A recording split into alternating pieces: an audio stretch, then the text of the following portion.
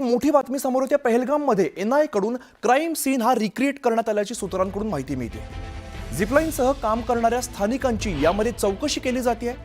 दरम्यान व्हिडिओच्या आधारे तांत्रिक पुरावे गोळा करण्याचं काम सुद्धा सुरू झालेलं आहे। राष्ट्रीय तपास संस्थेच्या सूत्रांनी दिलेल्या माहितीनुसार काल एनआय पहलगाम हल्ल्याच्या ठिकाणी जाऊन त्या ठिकाणी क्राईम सीन हा रिक्रिएट केलाय आणि आधी सुद्धा एनआयच्या पथकाने या ठिकाणी जाऊन घडलेली घटना कशी घडली याचा आढावा घेतलेला होता। गुन्ह्याच्या ठिकाणी पोहोचून अशा प्रकारे तपास करण्याची एनआयची प्रक्रिया पुढील आणखीन काही दिवस सुरू राहणार आहे आणि पहलगाम दहशतवादी घटनेच्या ठिकाणी झिपलाईनसह काम करणाऱ्या सर्व स्थानिकांची चौकशी सुद्धा केली जाणार आहे। झिपलाईनच्या नव्या व्हिडिओच्या आधाराने राष्ट्रीय तपास संस्था तांत्रिक पुरावे गोळा करत आहे।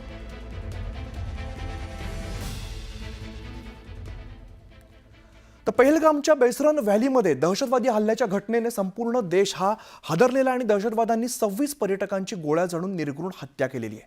दहशतवाद्यांनी एकेका पर्यटकाला धर्म विचारून गोळ्या झाडल्याचं प्रत्यक्षदर्शी सांगतायत आणि या हल्ल्यानंतरचे काही व्हिडिओ यापूर्वी समोर आलेले होते। मात्र आता हल्ला होतानाचा एक व्हिडिओ समोर आलाय। यामध्ये बैसरन व्हॅलीमध्ये पर्यटकांसाठी झिपलाईन सारखे साहसी खेळ याची व्यवस्था आहे आणि हल्ल्याच्या वेळेला अहमदाबादहून गेलेले पर्यटक ऋषी भट यांनी झिपलाईनवरती स्वतःचा सेल्फी व्हिडिओ शूट सुरू केलेला होता। ते झिपलाईनवरती असतानाच झाडांच्या मागे दबा धरून बसलेले दहशतवादी अचानक समोर आले आणि त्यांनी पर्यटकांवरती गोळीबार सुरू केला होता। ही गोळीबाराची पुसट ही कल्पना नसलेला ऋषी भट व्हिडिओ शूट करत होते आणि या व्हिडिओमध्ये मागे गोळीबारानंतर जीव वाचवण्यासाठी पर्यटक धावपळ करताना दिसत आहेत। तर काही पर्यटकांचा मृत्यू झाल्यानंतर जमिनीवरती कोसळल्याचं सुद्धा दिसतंय।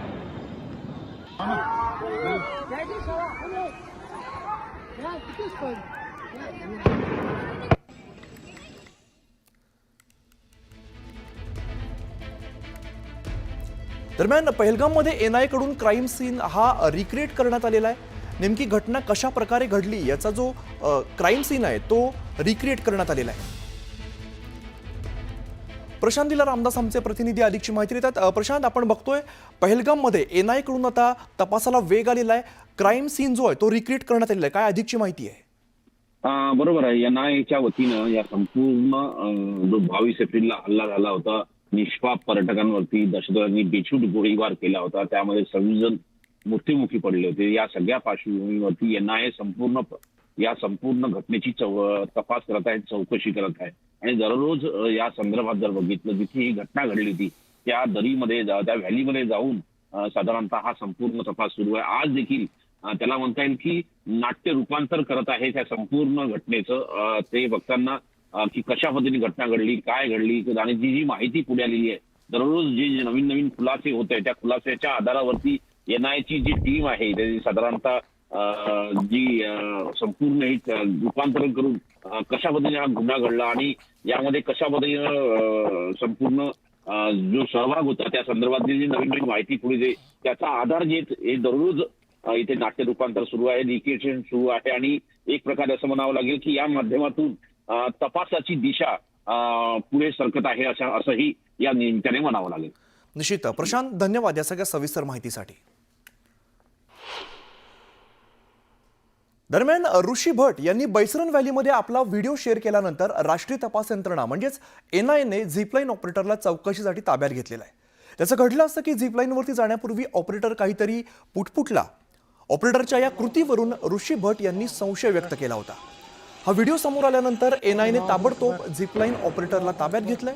तर झिपलाईनवरती नेमकं काय घडलं होतं ते पुन्हा एकदा पाहूया तो व्हिडिओ आपण। अल्लाहु अकबर, अल्लाहु अकबर, अल्लाहु अकबर, अल्लाहु अकबर, अल्लाहु अकबर, अल्लाहु अकबर, अल्लाहु अकबर। दरम्यान व्हिडिओ व्हायरल झाल्यानंतर ऋषी भट यांनी नेटवर्क 18ला काय प्रतिक्रिया दिली ती सुद्धा बघूया। डाउटफुल वो बंदा लग रहा है क्योंकि मेरे आगे 10 बंदे गए थे, वो 10 बंदों में कहीं भी उसने कुछ जिक्र नहीं किया है। बट जब मैं कर रहा था तब उसने 3 बार अल्लाहू अकबर ऐसे 3 बार बोला। दूसरा बंदा जो पीछे था वो कुछ उर्दू की किताब पढ़ रहा था। ये सारी चीज़ अहमदाबाद 23 तारीख को पहुंच के हम फैमिली के साथ वीडियो देख रहे थे, तब मेरे माइंड में और मेरे बड़े भाई के माइंड में आई कि अभी तक के कोई वीडियो में ये चीज़ नहीं और यहीं पे ये बंदा बोल रहा है और फायरिंग शुरू हुई। तो वो मुझे थोड़ा डाउटफुल लग रहा है, इसीलिए मैंने आज तक वो वीडियो कहीं अपलोड नहीं किया था। फिर थोड़ा सिक्योरिटी चेकिंग करके मेरे को बोला गया तो मैंने वो वीडियो अपलोड किया। तर पहलगाम दहशतवादी हल्ल्यामागे हाशिम मुसा याचा हात असल्याची माहिती सूत्रांकडून समोर येते। जम्मू काश्मीरच्या पहलगाममध्ये झालेल्या दहशतवादी हल्ल्याची चौकशी सुरू असतानाच एक धक्कादायक माहिती समोर आलेली आहे। तपास यंत्रणांच्या माहितीनुसार हल्ल्यामध्ये सहभागी असलेल्या हाशिम मुसाचे थेट संबंध पाकिस्तानच्या लष्कराच्या स्पेशल फोर्सेसशी आहेत। मुसा पाकिस्तानच्या स्पेशल सर्व्हिस ग्रुपचा माजी पॅरा कमांडो असून लष्करी तोयबासोबत तो काम करतोय। मुसाने यापूर्वी 3 ते 4 हल्ले केलेले आहेत आणि त्याला जम्मू काश्मीरमध्ये बाहेरून आलेल्या नागरिकांवरती, पर्यटकांवरती आणि सुरक्षा दलांवरती हल्ला करण्याचे आदेश देण्यात आलेले होते, अशी माहिती आता समोर येते। या खुलाशामुळे भारत पाकिस्तान दरम्यान तणाव आणखीन वाढण्याची शक्यता वर्तवली जाते। तर पहलगाम हल्ल्यामागे हाशिम मुसाचा हात असल्याची सध्या चर्चा सुरू आहे। पहलगाम हल्ल्यामागे दहशतवादी हाशिम मुसा असल्याचे संकेत तसे मिळत आहेत। हाशिम मुसा पाकिस्तानचा नागरिक आहे। त्यानंतर हाशिम मुसा स्पेशल फोर्सेसचा माजी पॅरा कमांडो आहे। विशेष प्रशिक्षणानंतर मुसा लष्करी तोयबासोबत सक्रिय होता। हाशिम मुसा पहलगाम हल्ल्याच्या टीमचा म्होरक्या असल्याचं सुद्धा सांगितलं जात आहे। तर हल्ला प्रशिक्षणासह किट पुरवणाऱ्या टीमचा मुसाचा सहभाग असल्याचं सुद्धा कळत आहे।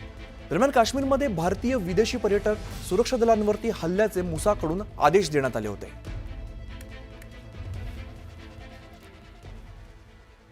तर इकडे अमेरिकन वृत्तपत्राने एक मोठा दावा केलेला आहे। पाकिस्तानचे लष्कर प्रमुख मुनीर यांनी पहलगाम हल्ला घडवून आणलेला आहे।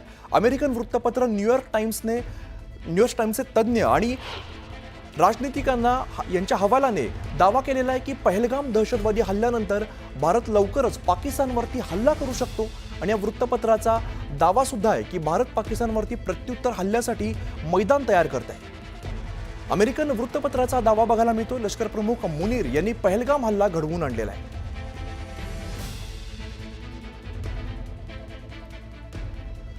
तर या हल्ल्यामागे लष्कर प्रमुख मुनीरचा हात असल्याचं सांगितलं जात आहे। पाकिस्तान लष्कर प्रमुख जनरल असीम मुनीर यांच्या आदेशावरून हल्ल्याचा दावा केलाय।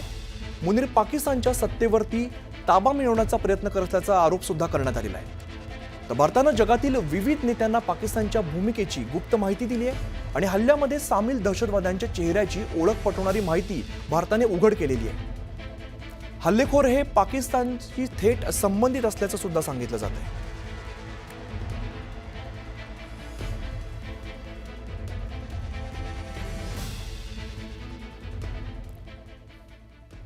पुढची मोठी बातमी ते पूंछ महामार्गावरती शोध मोहीम सुरू करण्यात आलेली आहे। दहशतवाद्यांच्या शोधासाठी सलग 4थ्या दिवशी या ठिकाणी शोध मोहीम घेतली जाते। डोंगराळ भागामध्ये एसओजी पथकाकडून कसून चौकशी केली जाते। पहलगाम हल्ल्यानंतर जम्मू काश्मीरमध्ये आता यंत्रणा चांगली सतर्क झालेली आहे। संवेदनशील भागामध्ये सुरक्षा यंत्रणांची करडी नजर असल्याचं बघायला मिळतंय। तर पहलगाम हल्ल्यानंतर दहशतवाद्यांच्या शोधासाठी जम्मू काश्मीरच्या प्रत्येक जिल्ह्यात सलग शोध मोहीम सुरू आहे। पूंछ हायवेवरती तसंच आजूबाजूच्या डोंगराळ भागात एसओजीच्या पथकांकडून तपासणी केली जाते। पहलगाम दहशतवादी हल्ल्यानंतर जम्मू काश्मीरमध्ये सुरक्षा यंत्रणाही सतर्क झालेल्या आहेत आणि पूंछ हायवेवरती मोठ्या प्रमाणात शोध मोहीम केली जाते। विशेष कार्यदल एसओजीकडून हायवे शेजारील डोंगराळ आणि जंगलाच्या भागांची कसून जाडाजडती घेतली जाते आणि दहशतवाद्यांना शोधून काढण्यासाठी प्रत्येक जिल्ह्यात तपास कार्य सुरू आहे। सुरक्षा यंत्रणांनी सर्व रस्ते आणि संवेदनशील भागांवरती कडक नजर ठेवलेली आहे।